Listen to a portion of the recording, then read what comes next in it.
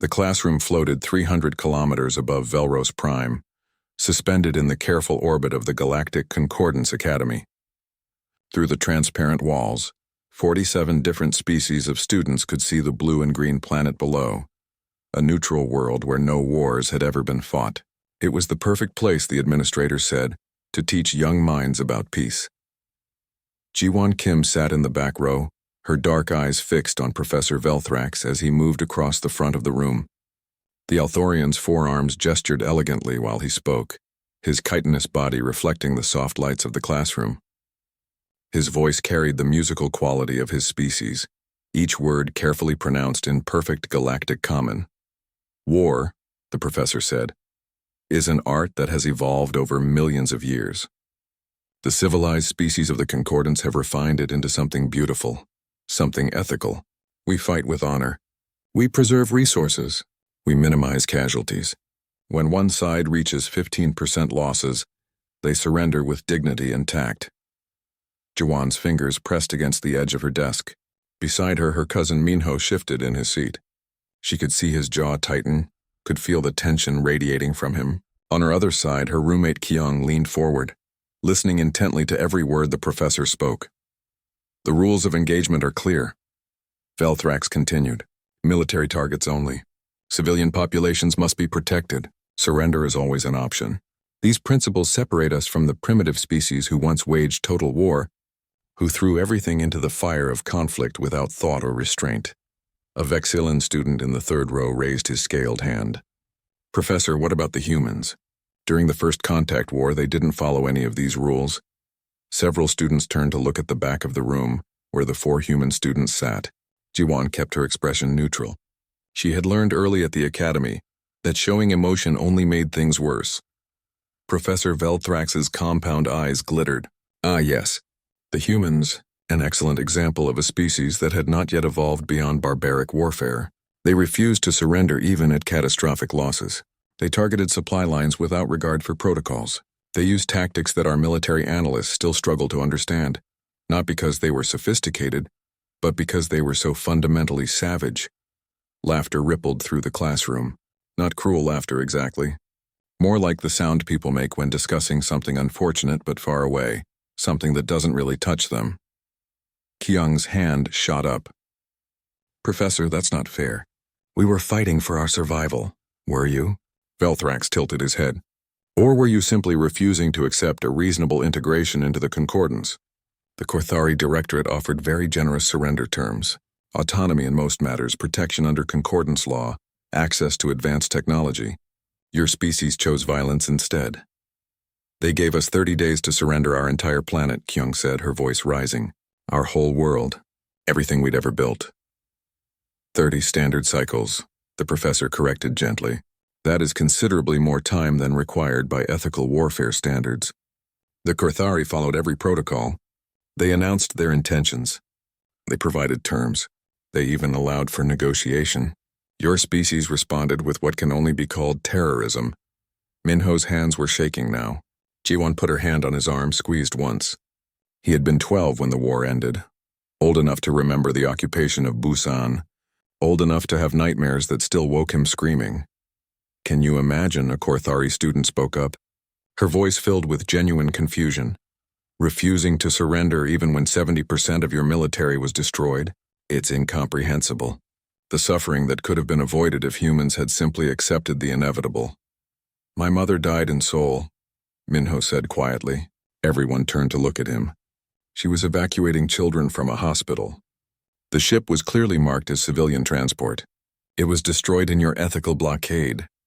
The Korthari student looked uncomfortable. The blockade was necessary to enforce surrender terms. Some casualties in war are unavoidable, but we followed all proper procedures. Proper procedures, Minho repeated, his voice hollow. Professor Velthrax raised 2 of his hands, calling for calm. These discussions can become heated, I understand, but we must remember that we are here to learn, not to relitigate past conflicts. The war is over. Humanity is now part of the Concordance. We must move forward. Move forward, Ji-won said. She hadn't spoken yet this entire class. Her voice cut through the room like ice. How can we move forward when you're teaching lies? The professor's antennae stiffened. Miss Kim, that is a serious accusation. Is it? Ji-won stood up slowly, every eye in the classroom fixed on her. You've spent this entire lecture talking about warfare ethics, about honor and protocols and civilized behavior, but you haven't mentioned the mass graves. You haven't talked about what happens when civilized warfare meets a species that isn't recognized as civilized. I don't understand your point, Velthrak said. Don't you? Ji-won's voice remained level, but something burned behind her eyes. You teach these students that concordance warfare is ethical, that it's evolved, that it represents the highest form of military conduct. But you never ask the important question. The professor waited. When you discuss war ethics, Professor, do you mean yours or the ones we buried? The silence that followed was absolute. Even the environmental systems seemed to hold their breath. Through the transparent walls, Velros Prime continued its peaceful rotation, untouched by war, innocent of the questions that hung in the air. Professor Velthrax's mandibles clicked together. Miss Kim, that is an inflammatory statement. I must ask you to either explain yourself rationally or apologize to the class. I'll explain, Ji-won said. But I won't apologize. Kyung reached up to tug at Ji-won's sleeve, but Ji-won gently pulled away. Minho had stopped shaking. He sat perfectly still, watching his cousin with something that might have been pride or might have been fear. The ethics you teach, Ji-won continued, only work when both sides agree to play by the rules. When both sides have something to lose other than everything, when both sides can surrender and still exist afterward. But what happens when one side doesn't have that luxury? What happens when the choice is between breaking your rules and ceasing to exist? The Vexillan student who had laughed earlier spoke up. Then you accept the consequences of your actions. You face the judgment of civilized species. We did, Ji-won said softly. We buried 400 million of those consequences. Men, women, children. All the people who died because we chose survival over your ethics. All the people who died because your ethics were never designed to protect them in the first place. She looked directly at Professor Velthrax. So I'll ask again, Professor. Which ethics are we discussing today? The ones in your textbooks or the ones we found in mass graves? The bell chimed, signaling the end of class. Nobody moved. The question hung in the air like smoke, like the ghost of a world that had burned and somehow survived. Professor Velthrax dismissed the class with a curt wave of his upper hands. Students filed out in uncomfortable silence, casting glances at the human students who remained seated. When the last alien had left, only Ji-won, Minho, Kyung, and the fourth human student, a quiet young man named Ji-ho, stayed behind. That was brave, Kyung whispered. But Ji-won, they might expel you for that. Let them, Ji-won said. She was gathering her things slowly, methodically. Her hands were steady, but Minho knew his cousin well enough to see the tremor she was fighting to control. You're not alone in this, Minho said. Whatever happens next, we stand together. Ji-ho, who rarely spoke in class, nodded. My parents would want me to stand with you. They died in Melbourne, the Melbourne crater. 3 million people gone in an instant, when the Korthari had performed what they called a precision strike on a military communications hub that happened to be located under a civilian city. Precision, they had said. Ethical targeting, they had claimed. The fact that the blast radius consumed half the city was regrettable, but within acceptable parameters of collateral damage. Ji-won looked at her 3 fellow humans. We all lost someone. That's why we're here, isn't it? To make sure people understand what really happened. That night, Ji-won couldn't sleep. She lay in her bunk, staring at the ceiling of the small room she shared with Kyung. Through the window, she could see the stars, countless points of light representing worlds she'd never see, species she'd never meet. Somewhere out there was Earth, humanity's scarred homeworld still rebuilding 30 years after the war. She thought about her father. Admiral Do-Yun Kim had survived the war, but something in him had died during those terrible years. He rarely smiled anymore. When he looked at the stars, his eyes held a distance that no amount of peace could bridge. The memories came unbidden. Ji-won had been 10 when the war started. Old enough to understand fear, too young to understand why the aliens couldn't just leave them alone.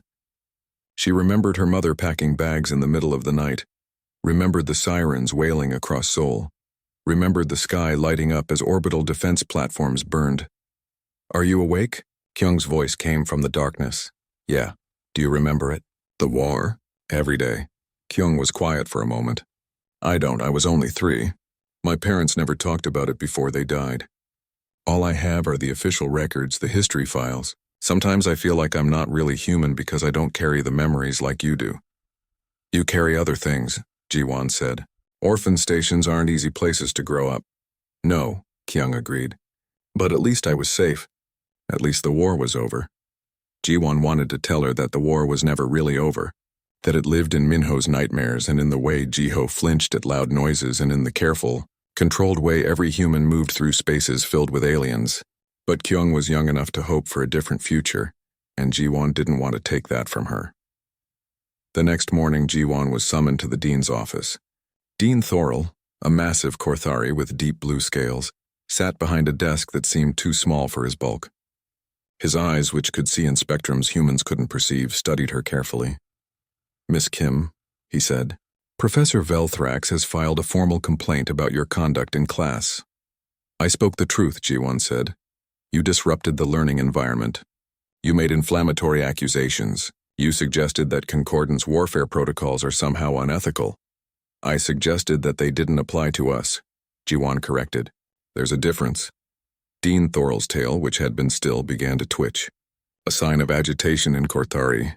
The first contact war was a tragedy. Nobody denies this. But your species was offered every opportunity to avoid conflict. The responsibility for what happened lies with those who chose violence over diplomacy. "We were given 30 days to surrender our sovereignty or be destroyed," Ji-won said. "That's not diplomacy. That's an ultimatum." It was a generous offer by concordance standards. Most species are given less time. Maybe that's the problem. The dean leaned forward. "Miss Kim, I fought in that war. I was a junior officer in the Korthari fleet. I saw good soldiers die because your species refused to follow basic protocols. We would announce our attack vectors according to proper procedure, and your people would use that information to set ambushes. We would honor truces, and your people would use the time to reposition forces. We tried to fight cleanly and you made it dirty." "You tried to conquer us," Ji-won said quietly. "We tried to survive." "I'm sorry, those aren't the same thing." For a long moment, the dean said nothing. Then he sighed, a sound like wind through caves. "What do you want me to say? That we were wrong? That the Concordance should have left Earth alone? Perhaps, but that's not the galaxy we live in. Species expand. Territories overlap. Resources are claimed. The question isn't whether conflict happens, but how we conduct ourselves during it. And if the how doesn't matter when the alternative is extinction, then perhaps," the dean said slowly, "your species shouldn't have been so quick to explore the stars." The words hung between them like a weapon. Ji-won stood up. "Are you expelling me, Dean Thorell?" "No," he said. "But I am watching you. The Concordance Academy exists to build bridges between species. Your behavior tears them down. Consider your next actions carefully." As Ji-won left the office, she found Minho waiting in the hallway. "How bad?" "Could be worse," she said. "I'm not expelled, yet." They walked through the academy corridors together.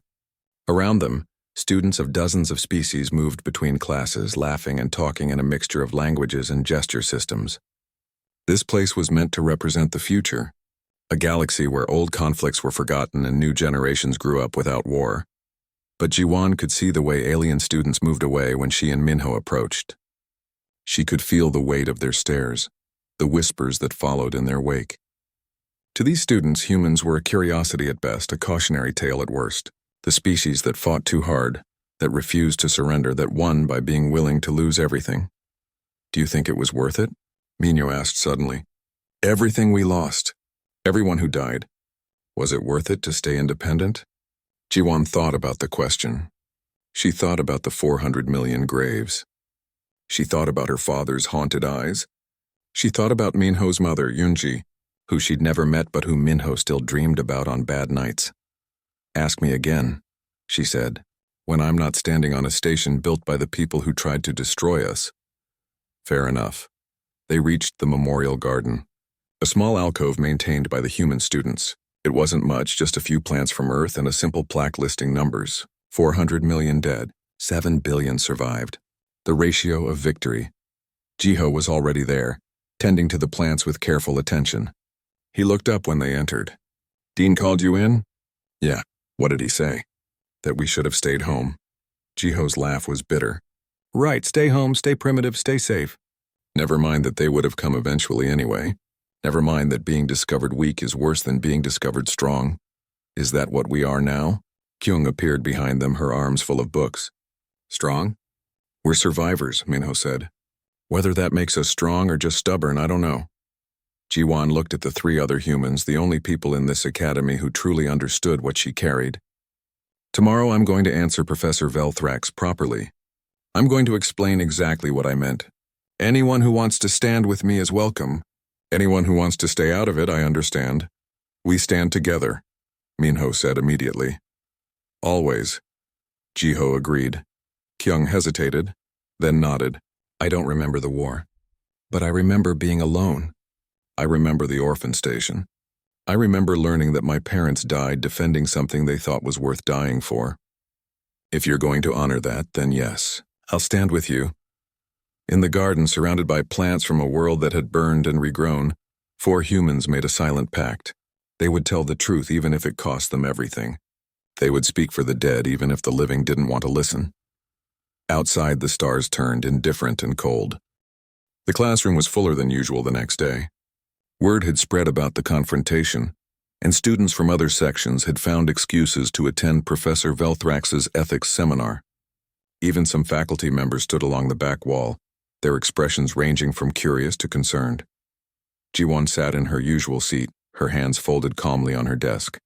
She had spent the night preparing, pulling up files and records that most people preferred to forget. The datapad in front of her held testimony, casualty reports, and tactical analyses from the war. Everything she needed to make her case. Professor Velthrax entered and paused when he saw the crowd. His antennae twitched with what might have been annoyance or might have been anticipation. I see we have visitors today. How fortunate. Perhaps we can continue yesterday's discussion with a broader audience. He moved to the front of the room and activated the display wall. Images appeared showing clean diagrams of fleet movements, tactical formations, and engagement zones. Everything looked orderly, almost beautiful in its precision. Today, the professor said, we will examine case studies in ethical warfare. Specifically, we will look at the Battle of Titan Station, where Concordance forces demonstrated proper restraint against a fortified position. The display showed Titan Station, one of Saturn's moons converted into a military base. The diagrams illustrated how Korthari forces had carefully isolated the station, cut off supplies, and waited for surrender rather than assault directly. Note, Velthrax said, the Korthari commander's patience. Rather than storm the station and accept heavy casualties on both sides, he waited. He gave the defenders time to recognize their situation and surrender with honor. This is civilized warfare. Jiwon raised her hand. Professor, may I ask how long the siege lasted? 73 days. And how many people were on Titan Station? Velthrax consulted his notes. Approximately 8,000 military personnel and 2,000 civilians. What happened to the civilians? The professor's mandibles clicked. I fail to see the relevance. The relevance, Jiwon said, standing up, is that those 2,000 civilians ran out of food on day 40. The medical supplies ran out on day 50. By the time the military commander surrendered, 1,400 civilians were dead from starvation and disease. But the Korthari commander showed restraint. He didn't fire a single shot. Uncomfortable silence filled the room. Those deaths were regrettable, Velthrax said carefully, but the responsibility lies with the military commander who refused to surrender earlier. Does it? Jiwon stepped into the aisle. Because from where I stand, the responsibility lies with the commander who besieged a station full of civilians and called it ethical warfare. A Korthari student stood up angrily. The humans could have surrendered at any time. Every death after that was their choice. Yes, Jiwon said. It was our choice. Do you know what choice you gave us? Surrender and be absorbed into the Concordance as a subject species, or fight and maybe die as a free one. Those were the options. So we chose to fight. And look at the cost, the Korthari student shot back. 400 million dead, for what? You're part of the Concordance anyway now. All those deaths for nothing. Minho stood up beside Jiwon. We're part of the Concordance as an independent member species with full voting rights. Not as a conquered territory. There's a difference, and it cost 400 million lives to maintain it. Professor Velthrax raised his hands for silence. This is becoming emotional. Let us return to facts and analysis. Fine, Ji-won said. Let's talk about facts. She activated her datapad and the display wall changed. New images appeared, these ones not from the professor's carefully curated collection. The first image showed a crater where a city had been. The second showed bodies in the street. The third showed a hospital ship, its red medical markers clearly visible, broken in half in space. These are facts, Ji-won said. This is Seoul after a precision strike on what the Korthari identified as a military communications hub. 300,000 civilians lived in the blast radius. This is Hong Kong after ethical targeting of the spaceport. The spaceport, you'll note, was located adjacent to the largest refugee center in Asia. She cycled through more images. Each one showed the reality behind the clean tactical diagrams. This is the hospital ship Mercy, clearly marked as civilian medical transport according to all concordance protocols. It was destroyed because it was detected moving between Earth and the Mars colonies, and the blockade couldn't verify its contents without boarding. Rather than board it, they destroyed it. 2,000 patients, 300 medical staff, all gone. That was a mistake, a Korthari faculty member said from the back, an error in judgment during a chaotic situation. It happened 17 times, Minho said. 17 hospital ships destroyed. At what point does it stop being a mistake and start being a pattern? The room erupted in arguments. Alien students shouting that humans had brought this on themselves. Human students shouting back about survival and impossible choices. Professor Velthrax was trying to restore order, but the carefully controlled classroom environment had shattered. The door opened, and everyone fell silent. Ambassador Taehyun Shin entered the room. He was older than Ji-won's father, his hair completely gray, his face lined with the kind of scars that came from actual combat rather than training exercises. He wore the formal robes of his office, but everyone in the room knew what he had been before he became a diplomat. During the war, Taehyun Shin had been a ghost, a guerrilla fighter who had operated behind Korthari lines for 3 years, making their occupation of Korea so costly that they had eventually withdrawn from the entire peninsula. The Korthari still had bounties on him in their military archives, though the prices were theoretical now. Ambassador, Professor Velthrax said, recovering his composure, we weren't expecting you until this afternoon's lecture. I heard there was an interesting discussion happening here, Taehyun said mildly. His eyes found Ji-won.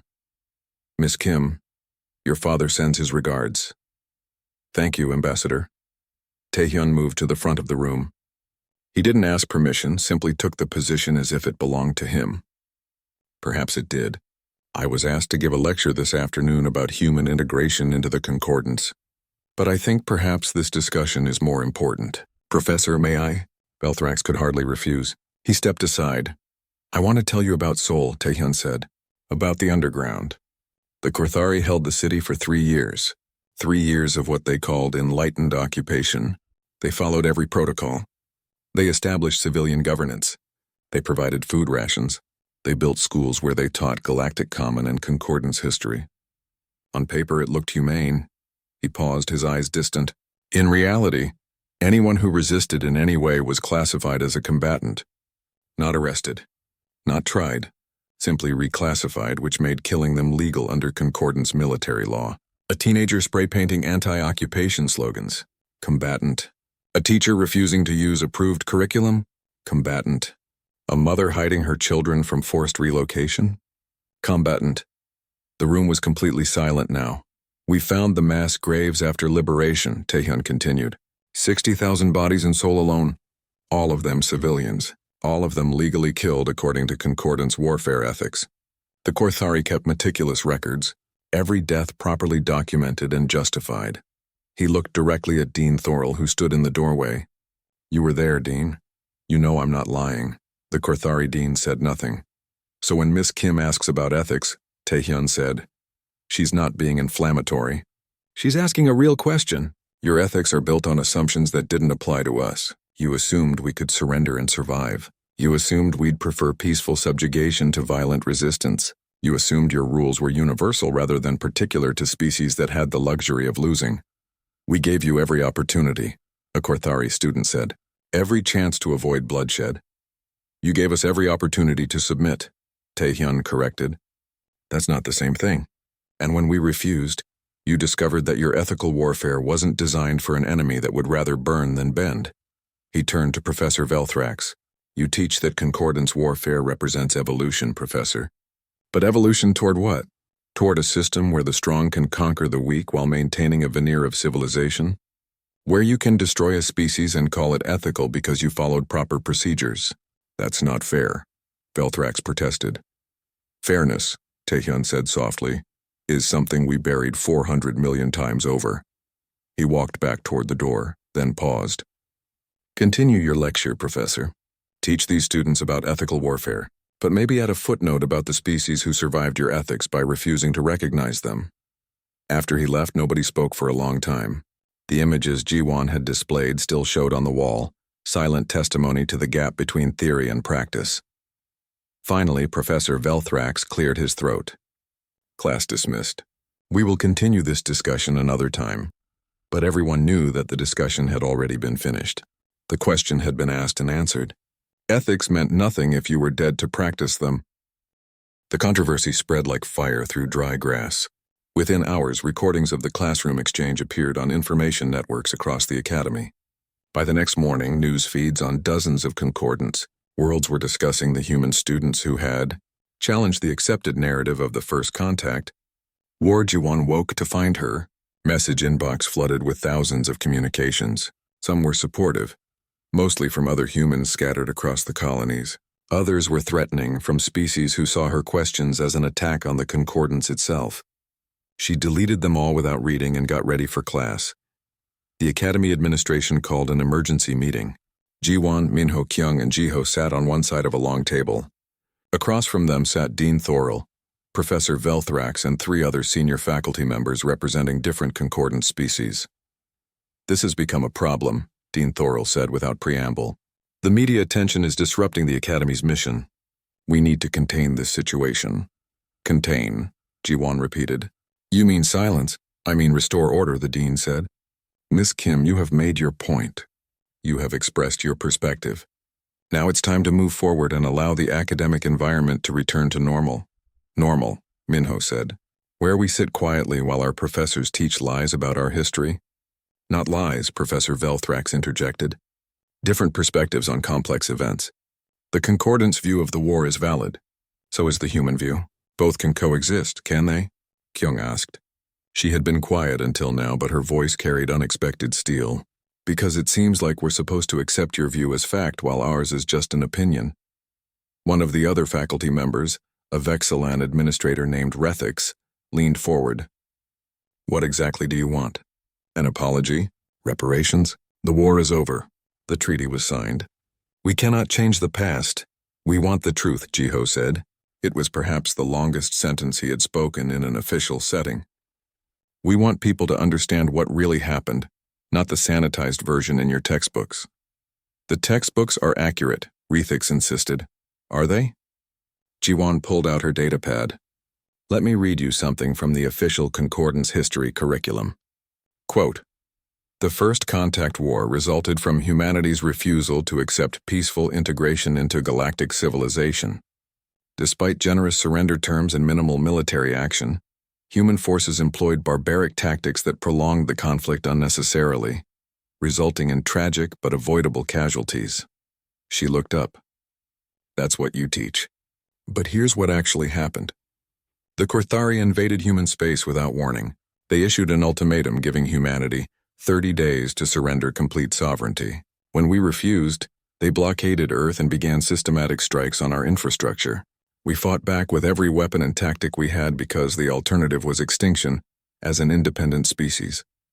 The Korthari followed all proper procedures, Dean Thorell said. For recognized civilizations, Jiwon countered, but you didn't recognize humanity as a civilization. We were primitives to be pacified, not equals to be negotiated with. Your ethics didn't apply to us, but you judge us for not following them anyway. The room fell into tense silence. What do you propose? Professor Velthrax asked finally. A revision of the curriculum? A formal apology from the Concordance? These things take years to achieve through proper channels. I propose truth, Jiwon said. I want to organize a presentation here at the Academy. We'll bring in survivors, show documentation, present the war from the human perspective, not to replace your version but to stand alongside it. Let students hear both sides and decide for themselves. That could be inflammatory, Rethix warned. More inflammatory than letting the lies continue. Dean Thorell was quiet for a long moment. His tail moved in slow, thoughtful patterns. Finally, he spoke. I fought in that war. I watched friends die because humans refused to surrender at proper casualty thresholds. I watched your species employ tactics we considered dishonorable. For years, I hated humanity for what you cost us, he paused. But I also watched your world burn. I saw cities reduced to rubble. I read the casualty reports that kept climbing long after any rational species would have quit. And I wondered what could drive people to such extremes. What could make surrender so unthinkable that you would accept apocalyptic losses rather than submit? Survival. Minho said simply.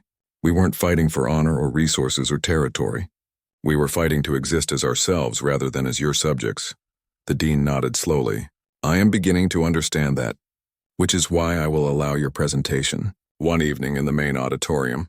You may invite whomever you wish to speak, but, he held up a hand as Ji-Won started to smile. It must be factual. No propaganda, no emotional manipulation, present evidence and testimony. Let people draw their own conclusions. Agreed, Ji-Won said. Over the next week, Ji-Won and her fellow human students worked around the clock. They reached out to survivors across human space asking for testimony. They compiled footage and documents that had never been shown outside of human academic circles. They prepared a presentation they called The Ones We Buried. The response was overwhelming. Hundreds of humans volunteered to testify via hologram.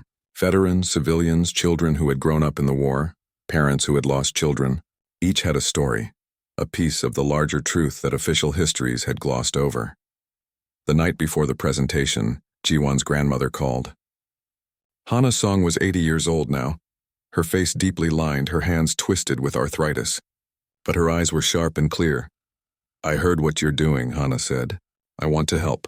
Grandmother, you don't have to. I know talking about it is hard. Hard? Hana laughed, a sound like breaking glass.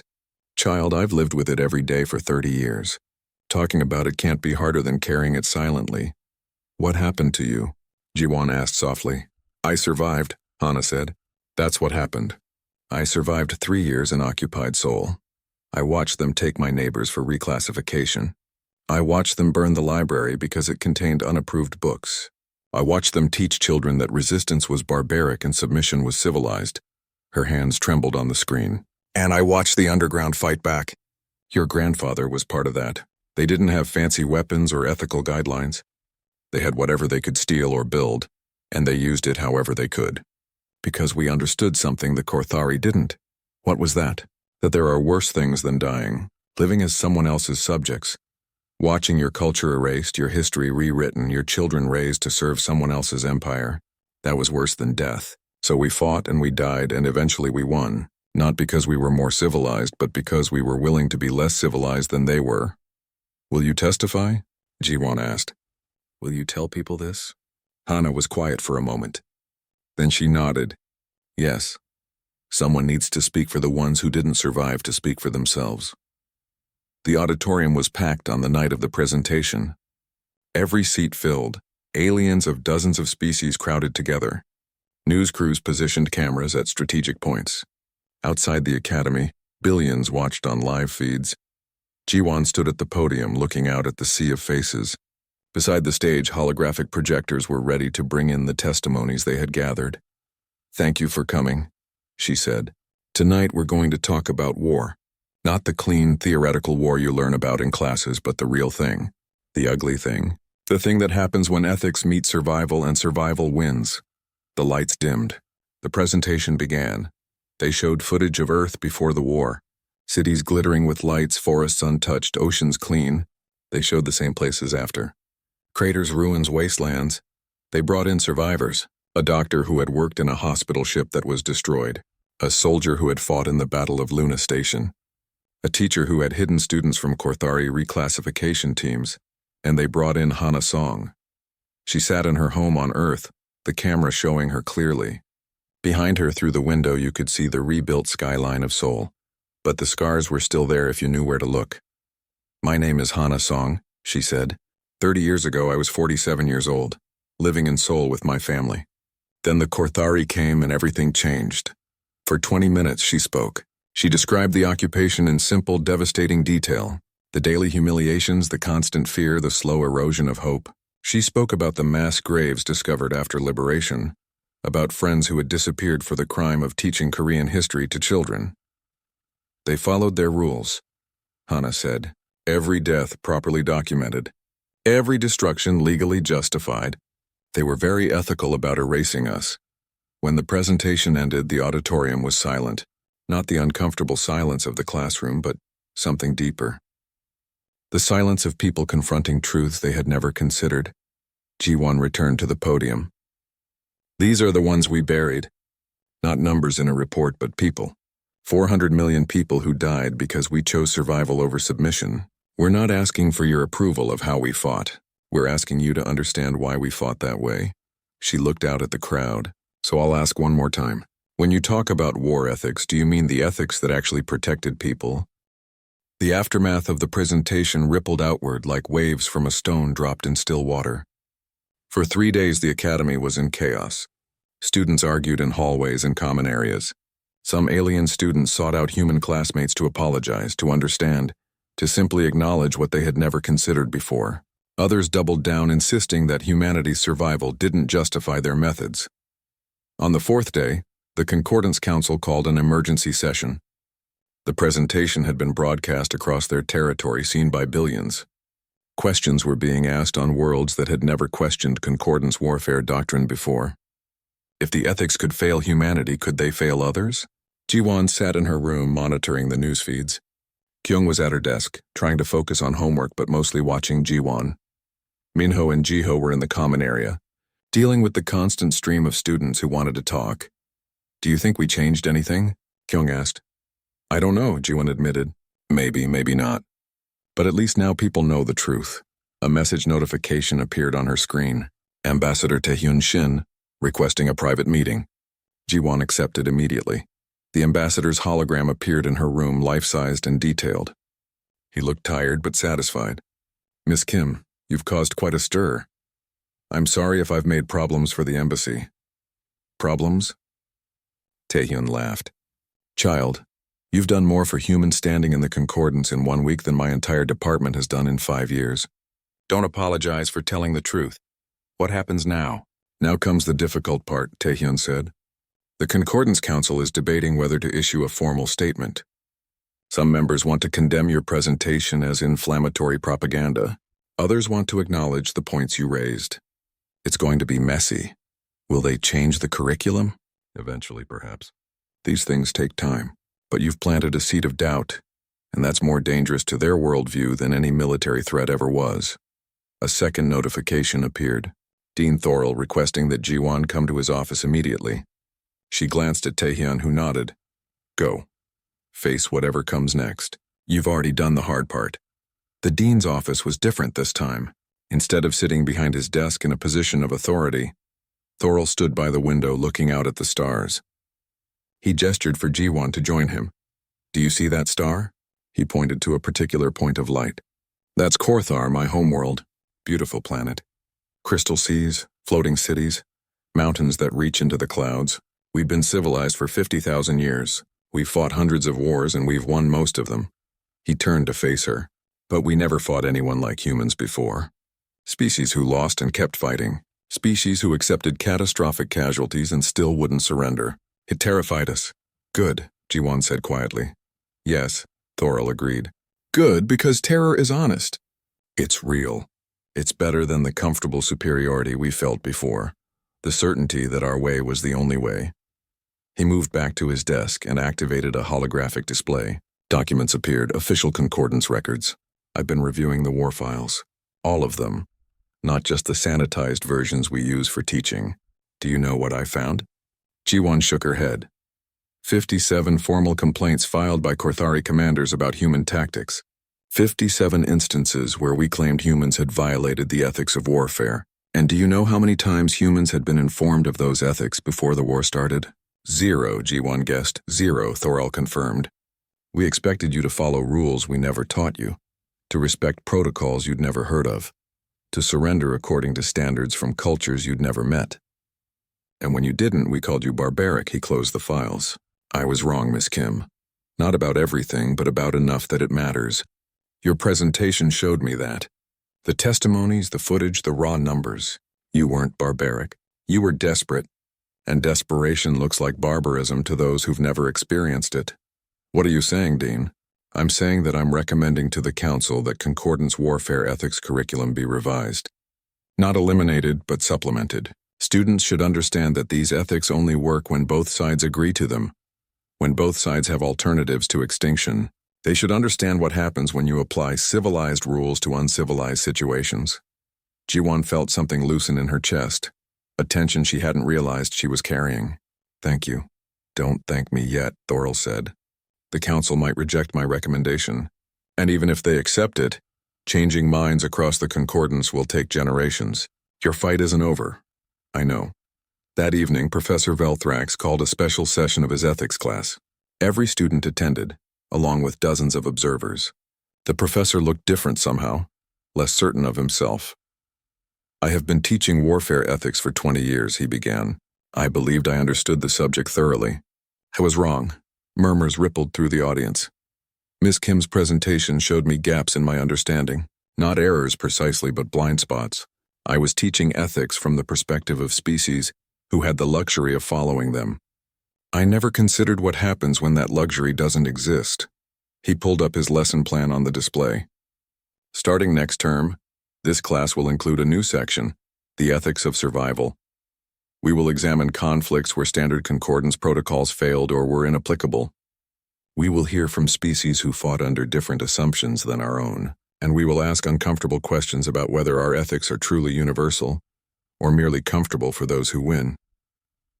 Ji-won raised her hand. Professor, will you include human perspectives in that section? Yes, Velthrax said, along with perspectives from other species who found themselves in similar situations. Humanity wasn't the first to face impossible choices, though you may be the first to win despite them. After class, students lingered. Some wanted to apologize to the human students for their earlier dismissiveness. Some wanted to understand more about the war. A few still argued that humanity should have surrendered, but their voices were quieter now, less certain.